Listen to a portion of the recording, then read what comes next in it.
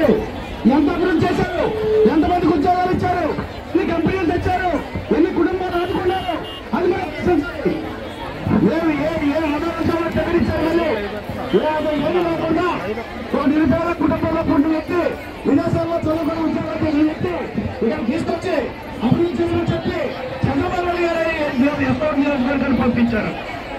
చంద్రబాబు నాయుడు గారు, లోకేష్ గారు, కృష్ణ గారు, మీరు మా ఎస్ఆర్ నియోజకవర్గానికి చాలా అవసరం, మీరు ఇక్కడ సేవ చేయాలి, మీరు సేవ చేయండి, అందరినీ కూడా కలుపుకోండి, తెలుగుదేశం పార్టీ బాగా పడిపోయింది, దీన్ని నిలపాలి, గత కుటుంబం అక్కడ ఏమీ పనిచేయలేదు కాబట్టి మీరు వెళ్ళి అభివృద్ధి చేయండి, అందరినీ కూడా కలవండి, ఊరు వాడ గ్రామం అందరూ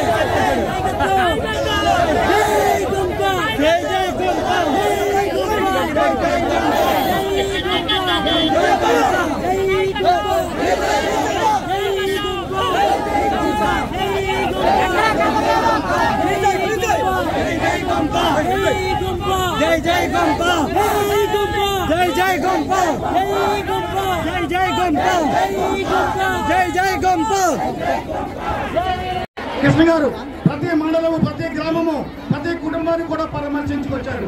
అటువంటి వ్యక్తికి ఏం న్యాయం చేశారు చంద్రబాబు నాయుడు గారు? ద్రోహం చేశారు, వెన్నుపోటు పొడిచారు. చంద్రబాబు నాయుడు గారికి వెన్నుపోట్లు పోవడం ఆనవాయితీని ప్రతిపక్షాలు విమర్శిస్తూ ఉంటాయి.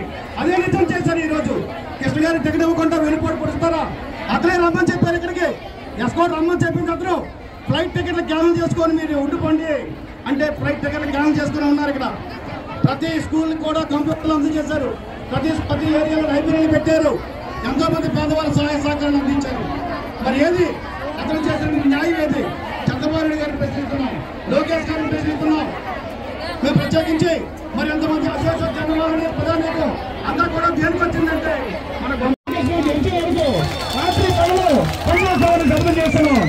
జై గొప్ప నాయకత్వం, గొప్ప నాయకత్వం.